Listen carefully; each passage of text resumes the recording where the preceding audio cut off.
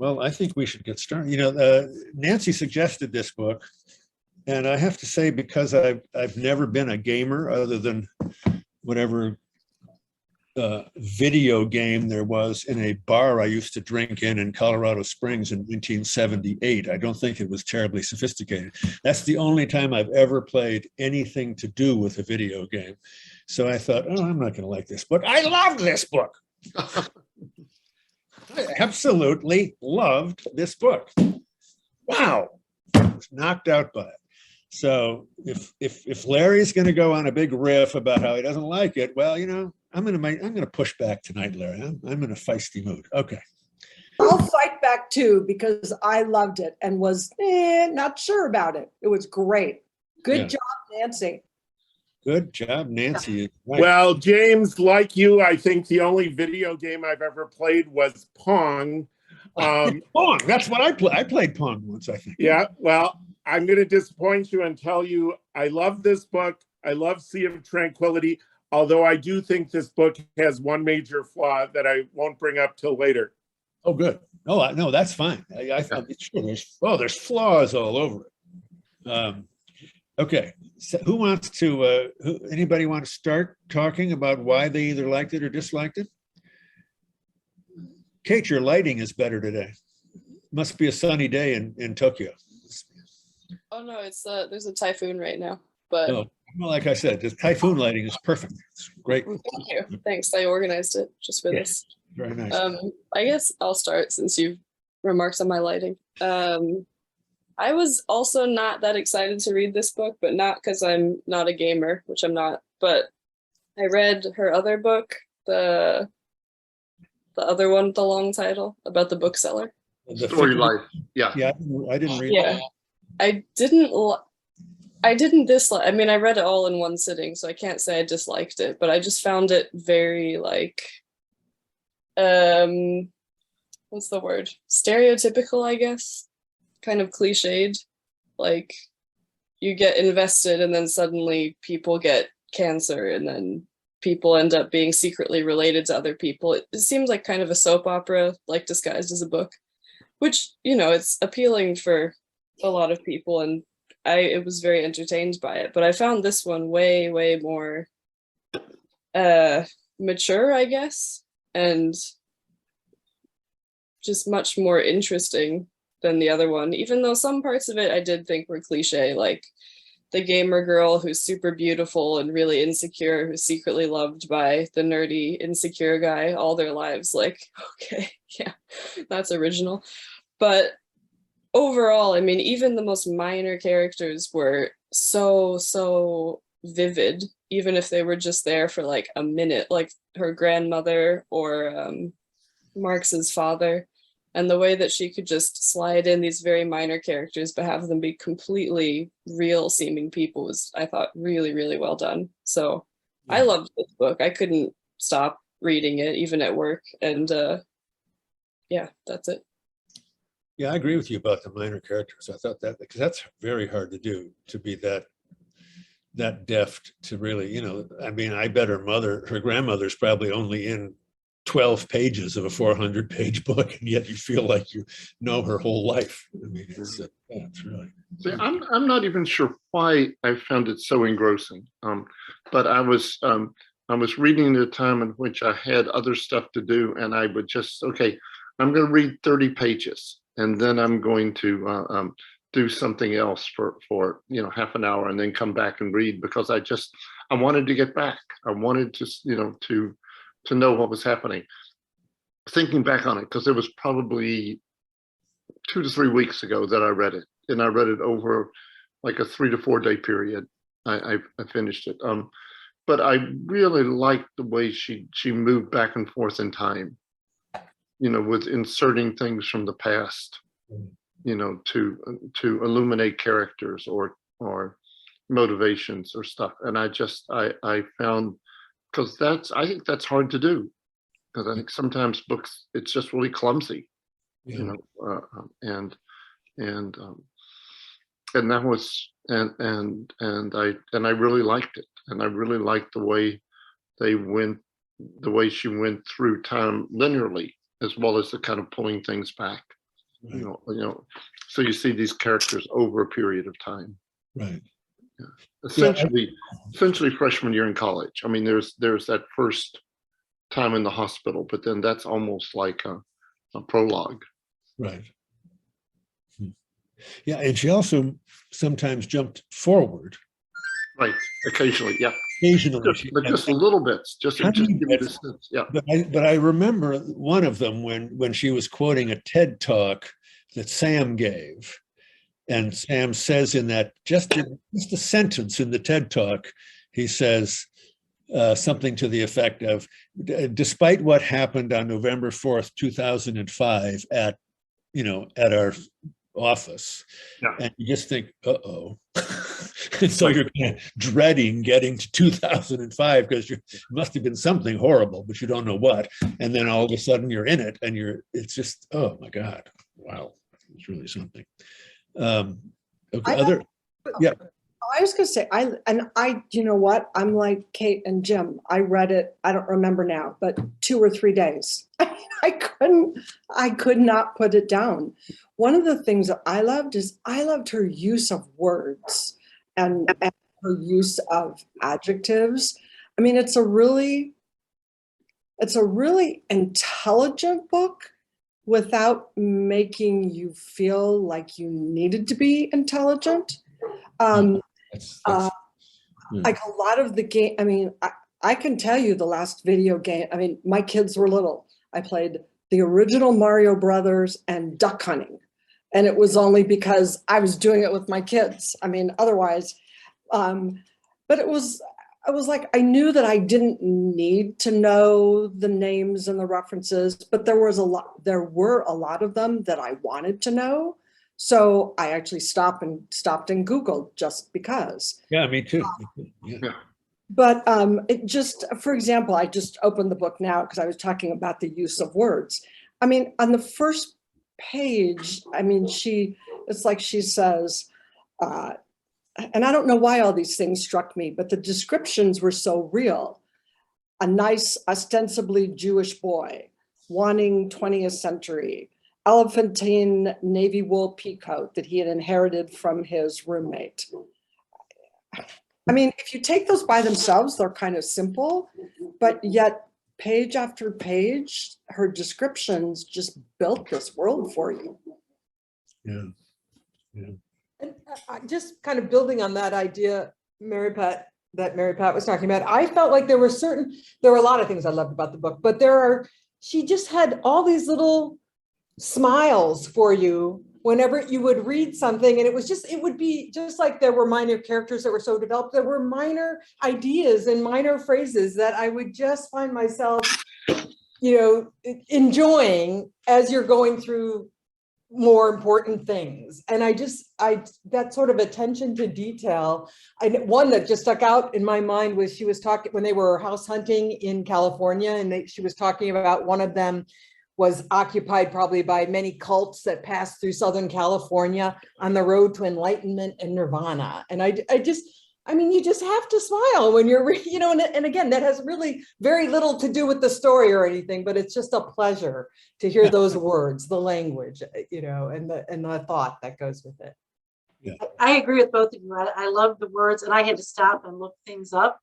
And then when they got to the part where Sam wrote the pioneers, and she's playing the game and she's skipping the references. And then I realized, I think in her book, she sort of wrote it like a video game where there was all these they're like extra things like the Nirvana thing, or I really liked the gates and the torsi. And I looked up all these Japanese words, and I thought that was quite, I didn't know about Japanese, but I felt like it was kind of, all those little things were kind of like what you would do in a video game where you get little pieces of information that don't really necessarily help you with the video game, but it's interesting background with us. Yeah.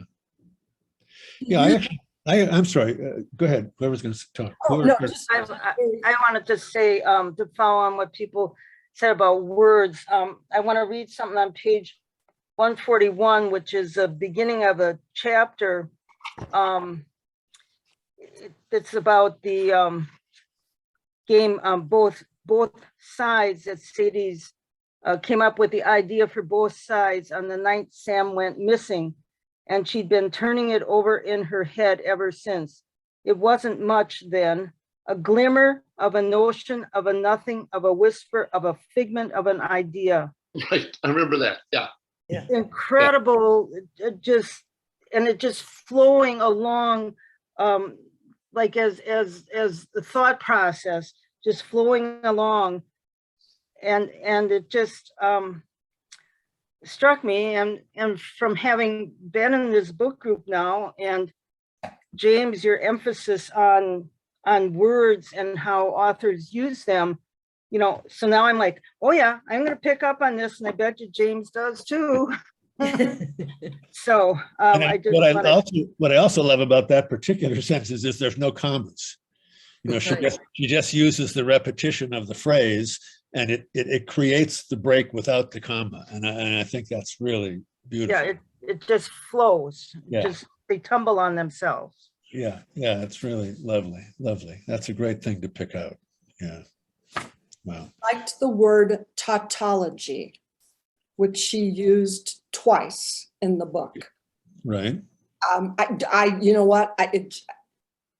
It stuck out to me the first time because that's always a word I have to look up. The definition never sticks in my head. And then she used it again towards the end of the book, and I went, oh, now I remember what this means, and it's a perfect use. And I just thought, that's not a word that people use all the time. And so what does it mean? Not all the time, very rarely. And here she used it twice in the book. So tell us what it means. It means a statement that is necessarily true. I memorized the definition. But what does necessarily true mean? Necessarily true. Well, that's a good point. It means it doesn't have to be true, right? Oh, I don't think so. I think tautology means it's self-referential. Right. Yeah, it defines itself. Yeah. At least that's how I remember my very peculiar philosophy professor in college talking about it. Of course, that was years ago. It probably has a whole new definition now. I mean, that was about 4 years ago when I was in college. Any other? Oh, sorry. Yeah.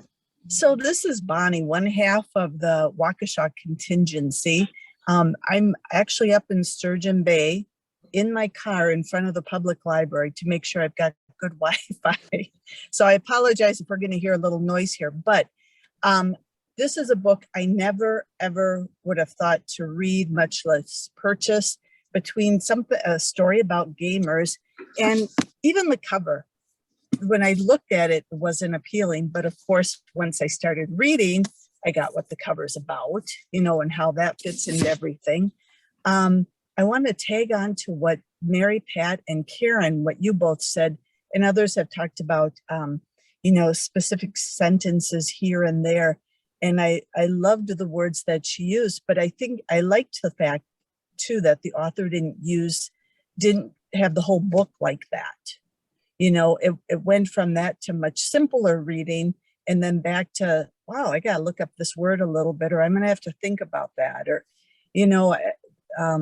it flowed, but yet somehow she made that all flow, even though it was easier reading and then a little bit more thought provoking. I loved the book, and I'm trying to think, who am I going to tell? Hey, read this book, but I'm going to have to be able to sell it in a better way than it's about a couple of gamers, because that doesn't say what the book is really about, does it? So I did read it when I wanted to make the meeting this time. And I thought, okay, I'm trusting Arcadia Booksellers, because you guys are saying, hey, let's read this for the book club. And again, I never would have read it otherwise, but thank you for having it be for tonight. Oh, sure. Larry? So I think the way to recommend this book is it's not about gamers. I mean, I know it is, but it's really about creativity. Right. It's really about the magic of creativity and how two people that click can create something that they really couldn't create on their own. And I can't think of a better book that I've read that lets you inside the creative process. So it's interesting that most of us here are not gamers, and it didn't matter because it really was about the people, the creativity, and my favorite two characters were Sam's Korean grandparents, because if they were so great, and if it wasn't for the grandmother, what was it? She took the maize to Sadie's bat mitzvah, and then because it was on the wall, however many years later, and then the grandfather was unbelievable. And maybe it's a little bit of a stereotype of the elder Asian wise person, but he would just say or do the right thing every time. And his final act of leaving the Donkey Kong machine to Sadie was such a brilliant thing to do.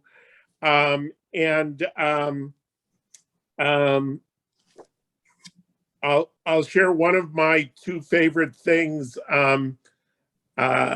It's the 50th anniversary of my father dying when I was 17, and I really thought, well, I do think the most realistic part of the book, sadly, was the shooting, because if we had read this book 10 years ago, you would have said, oh, that's melodramatic, that's not believable, that some people would get upset about a game and shoot someone. And, you know, I'm from Waukesha, where we had the parade tragedy. At my conference, I'm friends with the Erie County exec who told me all about what happened at the Buffalo grocery store. So the idea that some young man would be offended because in this virtual world, there were gay rights and other things, and that he would come to kill someone, it was sadly so realistic and so believable. And I love the way she put us in Marx's head. I really thought he was going to come out of it, but then the way the book dealt with grief and loss, I'm getting to this on 381, where Sadie said she had once read in a book about consciousness that over the years, the human brain makes an AI version of your loved ones. The brain collects data within your brain. You host a virtual version of that person. Upon the person's death, your brain still believes the virtual person exists, because in a sense, the person still does. After a while, though, the memory fades, and each year you're left with an increasingly diminished version of the AI you had made when the person was alive. And I thought that was so brilliant. And it was also the way that Sam coped by he kept saying, well, what would Marx do? Because Marx was the fixer. And I just thought that was a brilliant part of the book, because there was so much grief and trauma in the book. I guess I'll jump ahead to my major complaint or flaw. The stupidest thing that Sam ever did was when he cut Sadie off for how many years because of the timesheet. And he eventually realized it was the stupidest thing he ever did. But then after Marx's death, Sadie does the exact same thing. And I'm like, how can two brilliant people be so freaking stupid that at the time they needed each other the most, and I know it had a somewhat hopeful ending, but I was just so aggravated first with Sam, and then and then Sam comes up with this ingenious way to reconnect through the video game when he's the crotchetily old neighbor and the friendly lesbian optometrist. And she falls in love. She finally virtually gets married. It's like, I really liked it when Dove, who was, I thought, kind of a despicable person, said, to build a world for someone seems a romantic thing from where I stand. Sam is that fucked up romantic kid. And it's like, how can they be so brilliant yet so bad at relationship? I mean, they were good at friendship. So I don't know. That was my biggest frustration, but in a good way. I agree with you, Larry. I was frustrated with that too. I wanted to, slap both of them upside the head and say, come on, snap out of it, But I think maybe that's just human nature. We're flawed people, and we're good in some areas of our life and not in others. And we go that path that from the outside, viewed by people from the outside, you just like, what's the problem here?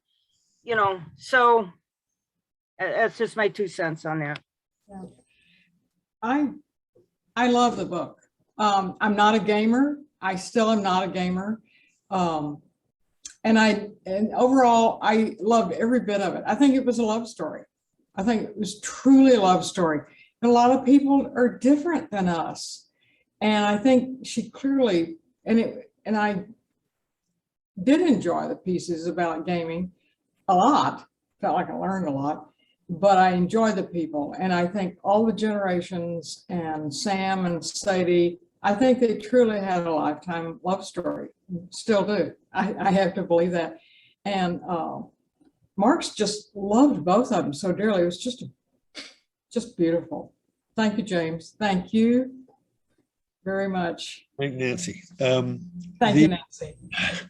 Let me just say one thing to Larry's comment, which I think is I think the frustration that you feel in a book like this, I think that's a really useful feel. I mean, that means that the writer has, penetrated your psyche in a way that's very potent. I remember when I read Disgrace by Coetza, I literally threw the book across the room 3 times. I was so frustrated with what was happening. And I mean, I was in a hotel for 2 nights, and it had 3 little dents on the opposite wall from the book because I was just so angry. But I think, Larry, just one thing about those 2 people in particular is remember that they're very, very unusual compared to, like, for instance, all of us on this screen. I mean, they're highly competitive kids. They're very, very intelligent, and they see the world in a whole different way than most people do. But there's a tremendous fragility in that because they're competing all the time. And so I think it's almost impossible to keep yourself fully balanced, when you're, pardon the pun, playing at that level that they're playing at. But I agree, it was incredibly frustrating. But maybe that's what makes, the tension between in other words, think what the book would have been like without Marx. Marx was sort of us in a way, maybe kinder, but he's the one who behind the scenes does all the little things, and the way that he dealt with Sam and the way that he protected Sam, and when he really had no basis for doing it other than he just decided, they were brothers somehow. Now, Marx knew something that Sam didn't know Marx knew. I mean, that there was a connection between, of the names and the mothers. But I just thought he was a remarkable character who was able to live his life in balance, while his two best friends were two of the most unusual human beings that you could imagine. I just thought that was a brilliant stroke, and I can't imagine the book having the potency without him. Right. I'm going to speak to my dog. Going back to Marx, he really was kind of the everyday man. And I think he helped keep the story going. And as I was reading it, I couldn't help but think, I hope that we all have a Marx in our life, that loves us and cares about us unconditionally, because that's what he was about. Well, at least with Sam.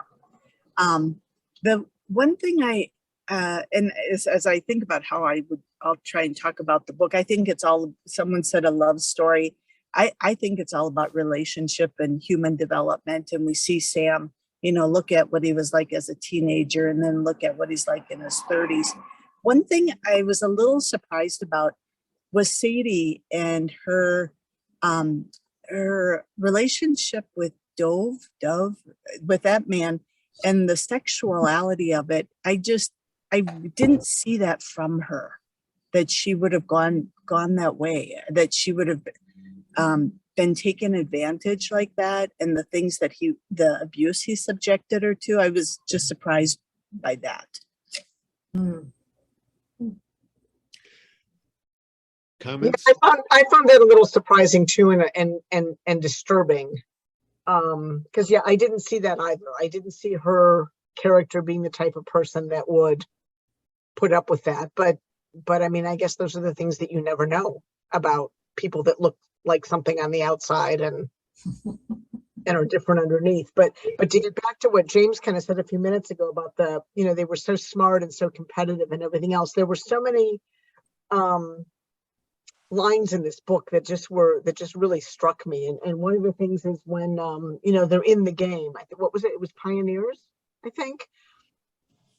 And then Alabaster says to Emily, and I love the fact that it tied it in that the doctor made a shortcut between their places, just like he had found that shortcut in Los Angeles. He says, well, Emily, that odd little doctor is romantic, Alabaster said. And he goes, and what is love in the end, except the irrational desire to put evolutionary competitiveness aside in order to ease someone else's journey through life? And that phrase just like stopped me, and I just had to really think on that. And it's just like, I've never read anything that expressed that in that way. And I just thought that was really cool. And there were other things in the book too that she made comments that just made you stop and have to like think through what she was saying. Diane, can I ask, what page is that on, please? You know what? I don't know, because I borrowed the book, and I printed out. I took pictures of some of the pages, but okay. It's in Pioneers. It's in that section, Pioneers, and the top of the page says, "Well, Emily, that odd little doctor is romantic," and then it goes to the wedding announcement. Okay, thank you. And then the other one that I thought was really interesting was when Sam was missing. And she's talking about how she feels. She's like, 1 minute Sam was there, the game was completed, the world was filled with potential, and then he's missing and the world is grim and murderous. And then this is the quote, it is the same world, she thought, but I am different. Or is it a different world, but I am the same? Mm-hmm. And so there were all these different phrases, I think, in the book that really just, I had to stop and just think on that for a while. Yeah. Think on that comment. Yeah. So I wanted to respond to the comment about Sadie and the comment about Marx. I think when Kate started us off by talking about how insecure Katie was as a person and she really didn't know who she was. And she felt, it's kind of a stereotype, she fell in love with her professor, but throughout the book, she kept saying he was a great teacher, and she probably wouldn't have been able to do what she did without his help. But my wife and I are part of the Friends of the Women's Center here that run a shelter for battered women. And this is kind of the story that you hear where they feel they're kind of trapped.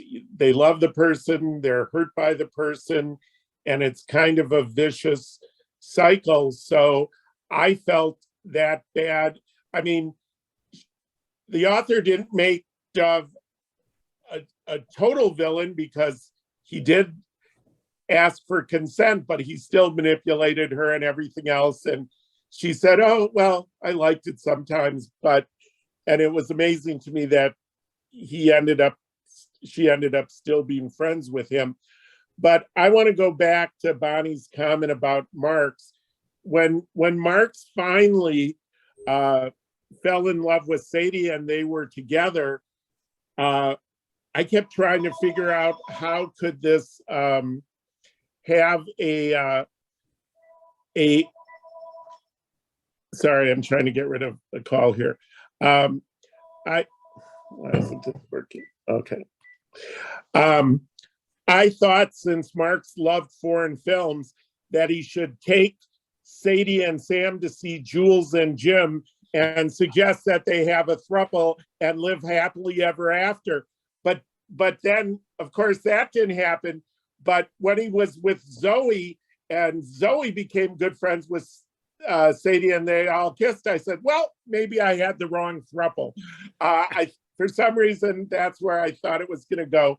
And in effect, in Pioneers, she was in love with both the doctor and Alabaster, who turned out they were both Sam. But anyway, there are so many levels of the book, I think, is what made it a great book. Nancy, I want to hear why you love the book, since you're the one who picked it. Okay, well, I will admit, when we picked it, I hadn't read it yet. Or no, I had to. Okay, never mind. Sorry about that. I guess for me, part of it was nostalgia, because this is like my generation. So I totally, identified with everything that they were talking about in different parts of their life. Yeah, the character Marx, if Marx wasn't in the book, as James suggested, it would have ended after the second game. Those two would have split off and hated each other and never spoken to each other again. So Marx is the one that kept it going. But in Sadie's defense, she was 18 years old when she met Dov, and the gaming world for women is horribly toxic and dangerous sometimes. There are death threats and rape threats to female game designers all the time. So I loved it, because I thought it was just so interesting that these characters were so diverse, and I just really liked their points of view. And when's the last time you read a book where it was two Asian characters and a Jewish woman, and there were really no white characters in it? And I thought that was fabulous, and I loved it. So I guess that's the part that I liked the best, is that it had such diverse characters that were so incredibly relatable at the same time. Yeah. Could I just piggyback on that, what you just said about Dove and Sadie? And I mean, she was 18, and he liked her work. Now, he had all the power in that situation, which is, we all know that's the bad thing. He had way too much power in that circumstance. But I would never excuse what he did, but I understood why she did what she did. It just felt like she wanted to just absorb him completely, because his brain was something that she just admired so much and was so excited by. And so when the sex grew into that, you know, sort of the kinky stuff and the handcuffs and the slapping and stuff, I mean, I'm sure that it was, you know, and I think that I thought it was Gabrielle, did a good job of just letting us know that Sadie was uncomfortable, but I felt like in that circumstance, I don't know how she would resist his attention, because she wanted to know everything about the world he lived in. And yeah, I think it's really, yeah, I think at the beginning, I think I can, well, first of all, I just never saw her, say, before, when she's about to start college, as a very sexualized female. She was just, you know, she was that 11-year-old playing games at the hospital, doing the community service type of thing. But so I just all of a sudden, it just kind of went that way. But I totally understand what you're saying, James, about getting the attention, you know, from the expert. But even later on, when she's back with him, and then he handcuffs her, he's pissed off about something, I don't remember what it was, and he handcuffs her, and then she's calling Sam or whoever she's calling, and it happened at least once or maybe twice. It's like a normalized, oh, I'm handcuffed again, now I'm gonna call. It's just this. I think that time he handcuffed her because she kept interrupting him while he was trying to play her game. Yeah, you know, and so he handcuffed her to the bed, which obviously was a sexual game for them. But I think it was also, get out of my room so I can concentrate. And again, I'm not suggesting any of that's good or right. It's just, you know, I thought that particular one, I thought the fact that she was calling made me feel better for her. But I agree with you too. I never thought of her as being particularly sexy or anything. I mean, I just thought of her as kind of brainy girl. When in fact, Kate, when you first said, "Oh, she's a very attractive," I thought, "She is." I didn't really think of her as being. Yeah, I didn't think of her that like she was pretty, like you said, Kate. I didn't remember that part about her. I don't have the book in front of me, but I even think that the first time that Sam sees her in college, you know, at MIT and Harvard, I think there's something about the description, and it really comes. What came across from that was that she was an attractive, attractive young woman. I also think and this goes back, because I'm a social worker, and I used to work with homeless women, but and who often just made incredibly bad choices in men from everyone else's point of view. But when she goes back to ask for the engine, and she sees that as going back to asking for the engine, meaning that she's going to get in, that somehow in there she's getting back with him, that there is some of that connection that I think it comes out of attraction and insecurity, etc., that Sam didn't see. Sam didn't put those two things together at all. I mean, he just said, you know, ask for the engine, without thinking that there would be those kinds of entanglements. And that's what led to the rift, you know, and because, you know, all of us get things set in our minds about this is the way things are, and that objective reality may, you know, whatever that is, may not have much to do with it.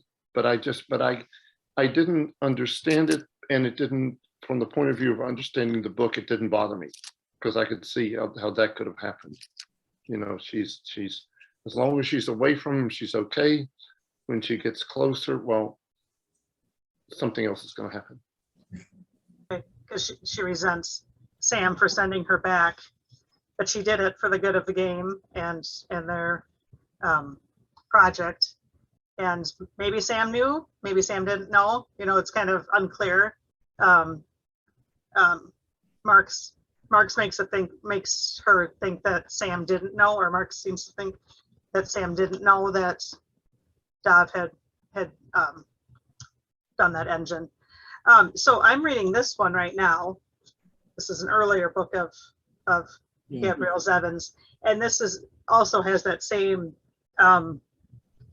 completely unbalanced relationship. This is an intern with an older congressman. So it's a bit of a Monica Lewinsky kind of feel. So she's explored that topic a couple of times. So in this, I'm not finished with this one yet. It's good. It's not as good as this one, as Tomorrow and Tomorrow, but Makes you wonder if she had some personal experience in that kind of relationship. Just to go off on a little tangent, when I was young, Starry Night by Van Gogh was like my favorite painting. I think I had it up in my dorm room. And then I don't remember what museum I saw the wave at, but I saw it at the Met or Art Institute and fell in love with that.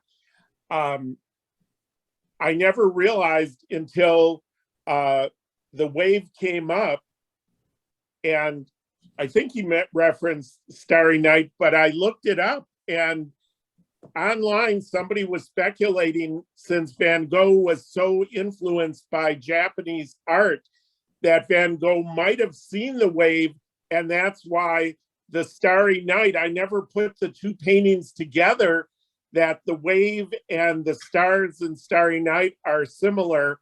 And so that to me was one of the most exciting things. And then I love the way that Marx threw Shakespeare in all the time.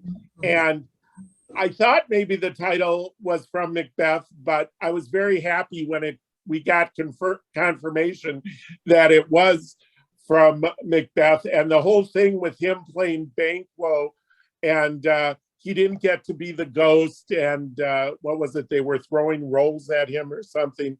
I thought that was a hysterical subplot. And another thing I liked in the book, the way she, I wondered, I would be curious to, if people that are gamers read this book because they're gamers, and what would they think of all these literary allusions and all this other stuff, because that was a whole nother level in the book. Yeah, that's a good question. Yes. Sorry, I got distracted when you said, I was trying to find the moment in the book where he actually quotes that speech, that famous speech. The other thing that she does is she creates a game. Not only does she create a game about the murder of Christopher Marlowe, she creates a game with Emily Dickinson's poetry. So I mean, yeah, it's a very literate book within the gaming world, and that I found that oddly reassuring, that the two worlds could live so snugly together. If you go to her, to the Penguin website, you can play the Emily Dickinson game. They made a game. Oh, really? No. It's kind of like Space Invaders. Yeah, I think everybody who played Banquo was secretly wanted to play Macbeth, that's for sure. And I also think, not that it's any of my business and nobody cares, but Macbeth is the single most overrated play in the whole canon. But I think it's a terrible play, but that's okay. Plays over in the first 40 minutes, and then you just sit around for 2.5 hours thinking, all right, I'm done. I know what's going to happen. Who cares? Get out of here. Sorry, forget it. Forget I even said that. I loved the section, the section of the book, and it was the one thing I didn't look up before I started reading it, which was the NPC. I thought, I know this must mean something important, but I'm just going to not look it up, and I'm going to let myself find it out when they're going to have to tell me in the section what it is. But I thought that section when he's in the hospital was absolutely brilliant in the way that it moved back and forth, and the way that that she used memory, and the way that she was, he was thinking, just like both Sadie and Sam sometimes thought about the, gaming, and how, you never die in a game because you can always start over. And I mean, from the very beginning of that of the section to the sort of brilliant end, you know, where it says, "You are in the strawberry field, you are dead." A prompt comes up on the screen, "Start game from the beginning." Yes, you think, why not? If you play again, you might win. Suddenly, there you are, brand new, feathers restored, bones unbroken, sanguine with fresh blood. You're flying more slowly than the last time because you don't want to miss any of it. I mean, right there, that sentence says everything. I thought that whole section was incredibly well done, Yeah. because it was set up so well, Yeah. with the physician just saying that there's things about the body, but there's like, it's not the same word, there's only one pancreas. Yeah. You know, and so you know, but then he's narrating all that, and the thing about his parents on the floor, and then Sam making the you know, the birds, the cranes, and it just that whole section was just beautiful. Yeah, I agree. Even, and you knew he was going to die. Right. You know, although you kept, you know, there was a part of, well, he's still there. He's still there. Yeah. Yeah, And then the other thing that was sweet like that, I thought, was then in the sequel of the Christopher Marlowe game that she makes, and Sam plays it, and there's Marx. Yeah, yeah. You know, that I mean, was so great. he's an NPC, but he's there. You know, and yeah, I cried.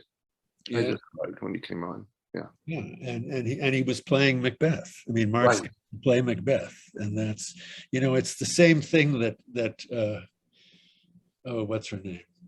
Lisa Halliday did, the woman who wrote the book called Asymmetry, and when she was 25 and Philip Roth was almost 70, she had a 3-year affair with him.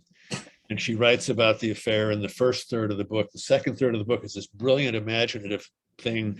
And she comes back, and in that first section, she talks about the 3 days when the Nobel Prize for Literature is announced. And of course, Roth is not, the character is a different writer, but it's clearly Roth. And he doesn't win the Nobel Prize 3 years in a row. And of course, we all know he never won it. But in her book, in the last section is a 25-page interview with him. It's a British show called, you know, Desert Island Discs. And in the introduction to Desert Island Discs, the woman introducing him says very casually that he won the Nobel Prize in 2010. So she gives him this gift. And I think that's kind of what, you know, the same thing happens by giving Marx the gift of being able to finally play Macbeth.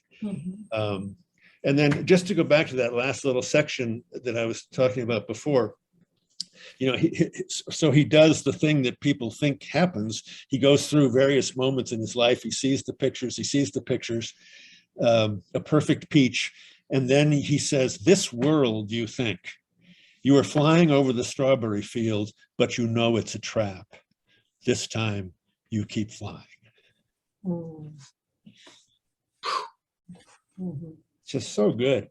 It would be interesting to know if Gabrielle knows, like when we read Hamnet, how James said that it's believed that Shakespeare played the ghost, so he could interact with Hamlet as an adult child who had gotten to grow into an adult. So it would be interesting if she knew that as well, if Gabrielle knew that and created that same thing. So Sadie could interact with Marx again as an adult, or to bring him back to life into that game like that. I don't know.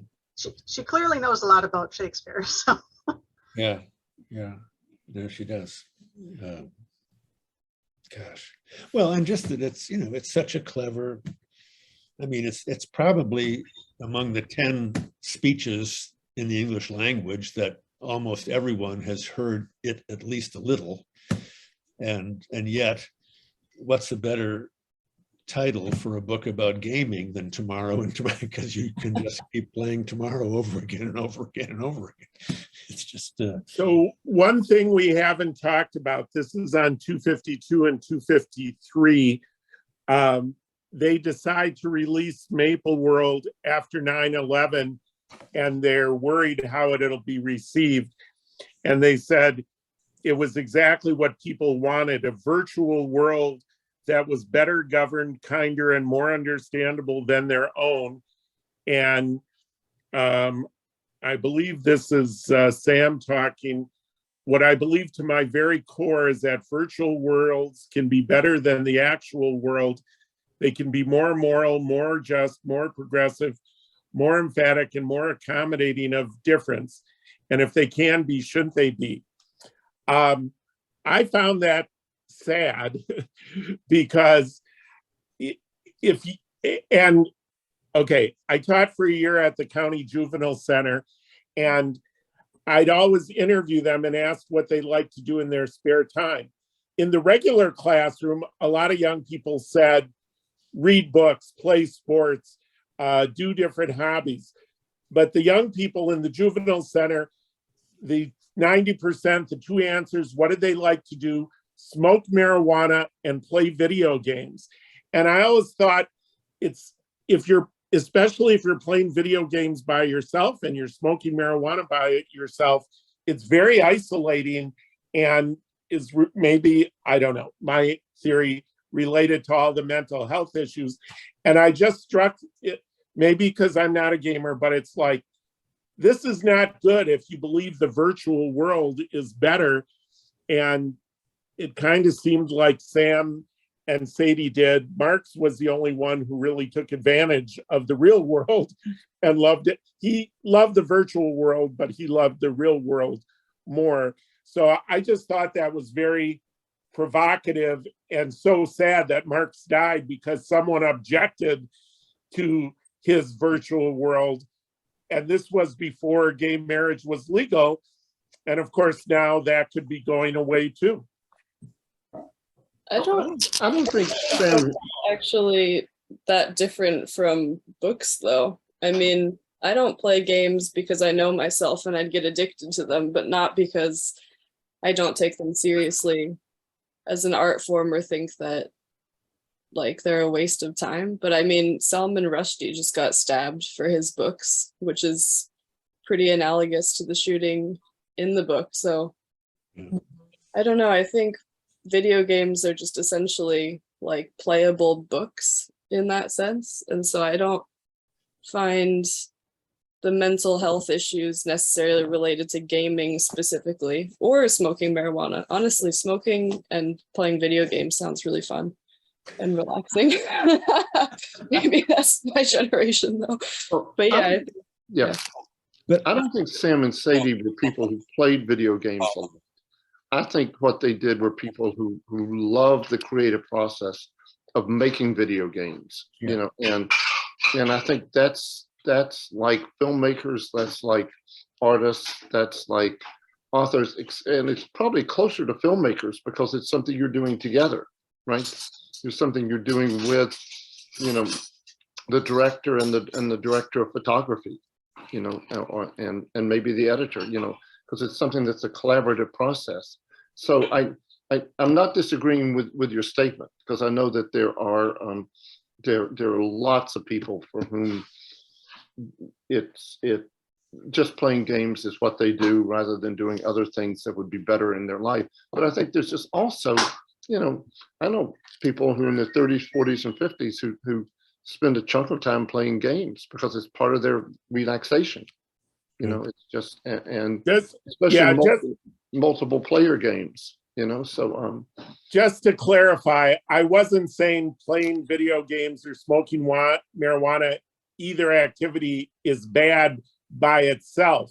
But if you're only doing self-isolating things and you're not having real friendships or real relationships, I mean, what I did in the juvenile center is I would get one young person to read a book, and because they were trapped there, all of a sudden I had 10 young people reading the book, and because I think reading is a very positive addiction to have.